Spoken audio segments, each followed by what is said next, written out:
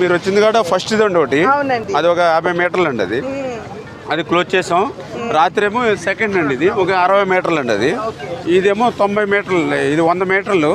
ఇప్పుడు మనకు 10 మీటర్లు క్లోజ్ చేసామండి. ఇది ఈ రోజు లక్కీగా ఏంటంటే ఈవేళ వాతావరణం ఫస్ట్ అంటే ఈ 5 రోజులు చాలా బాగుందండి. అది అయితే అసలు ఈ నడిసిపోషన్ కాదండి, అసలు మొత్తం బళ్ళు జారిపోవడం, అన్ని బ్లాక్ కాటన్ సాయిలు. ఇది పెరిగితే మనకి ఏంటంటే ఈ ఫ్లో గట్టి కొడుతుందంటే మనం వేసిన మెటీరియల్ ఒక 20% కొంత పోతుంది. అయితే అందుకనే మళ్ళీ 1 టన్ వెయిటేజ్ ఉన్నాయి, ఎక్కువ ప్రిఫర్ చేసి అక్కడ గ్రేడింగ్ చేసి ఇవే చేస్తున్నామండి. కొంచెం ఇంటీరియల్ అయిపోవడం వల్ల మెటీరియల్ తెచ్చుకోవడానికి కానీ పనులు చేసుకోవడానికి ఇది కూడా 15 feet దాకా డెప్త్ ఉందండి ఇక్కడ. నెక్స్ట్ టైం లూజ్ సాయిల్ కూడా లూజు, భయపడుతున్నారు వీళ్ళు.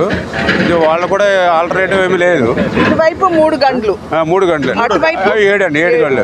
పైన పులువా కానీ దానికి 3 గంటలు ఉన్నాయి. అంటే ఇవి అఫీషియల్ గా ఐడెంటిఫై చేసిన గంటలు. మిగిలిన ఏంటంటే గంటలు పడలేదు కానీ ఏ క్షణంలో పడేలాగా ఉన్నాయండి. బండ్లు అంతా స్ట్రెంగ్త్ లేవు, అంటే అండ్లయి జారి అంటే దాని మీద వాటర్ ఫ్లో అయిపోయింది. పైన ఆ హైట్ లో వచ్చిందండి వాటర్. ఇప్పుడు వాళ్ళ పైన ఆ వాటర్ ఫ్లో అయ్యి ఇంక ఈ బ్రిడ్జెస్ పడ్డాను. కృష్ణాకి దీని నుంచి వెళ్తుందని పడిసేం అది. అందుకని పోలవరం నీరు వెళ్ళాలి కదా, దీన్ని 35,000కి ఎక్స్టెండ్ చేసి లైనింగ్ పెట్టారు. మన టైంలో 80% దాకా అయినాయి. ఈ జగన్మోహన్ రెడ్డి వచ్చిన తర్వాత ఇంక అసలు మొత్తం 6 బస్తా సిమెంట్ కానీ 1 రూపాయి పని కానీ చేయలేదండి. ఇంకా 195 పనులు క్యాన్సిల్ చేశారు.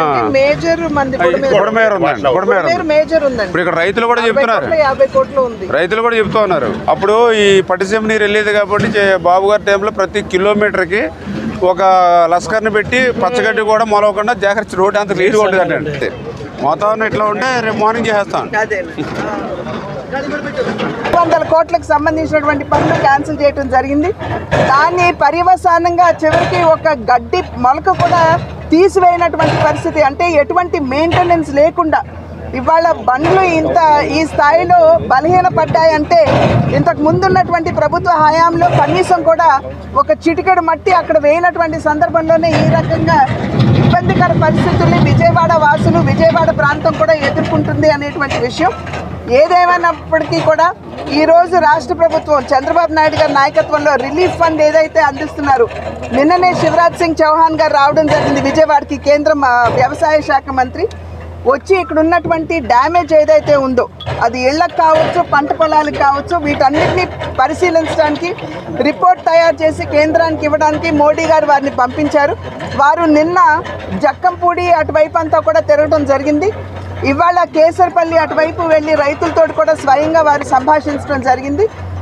రైతులు కూడా పెద్ద ఎత్తున పంట నష్టపోయినటువంటి సందర్భంలో అటు బనానా కావచ్చు, లేదా పసుపు కావచ్చు, లేదా మనకి కంద కావచ్చు, ఇటువంటి పొలాలన్నీ కూడా వరితో కూడా నష్టపోయినటువంటి సందర్భంలో ఇవాళ నెమ్మదిగా నీరు తగ్గుతున్నటువంటి నేపథ్యంలో జరిగినటువంటి డ్యామేజ్ కూడా అంచనా వేసేటువంటి అవకాశం ఉంటుంది. ఆ అంచనాలన్నీ కూడా కేంద్ర ప్రభుత్వానికి ఇవాళ రేపట్లో సమర్పిస్తామని చంద్రబాబు గారు కూడా చెప్పడం జరిగింది. కనుక కేంద్ర ప్రభుత్వం కూడా వెంటనే స్పందించి తక్షణ సహాయం, అదేవిధంగా లాంగ్ టర్మ్ సహాయం, ఈ రెండు కూడా ఏ విధంగా చేయాలో దృష్టి పెడతామని చెప్పి శివరాజ్ సింగ్ చౌహాన్ గారు కూడా చెప్పారు. మేము సైతం వారధులుగా ఉంటూ రాష్ట్రానికి జరిగినటువంటి డ్యామేజ్ ఏదైతే ఉందో, కోల్పోయిందో దాన్ని కూడా పూడ్చడానికి మా వంతు కృషి, మా వంతు బాధ్యతను మేము ఖచ్చితంగా నిర్వహిస్తాం.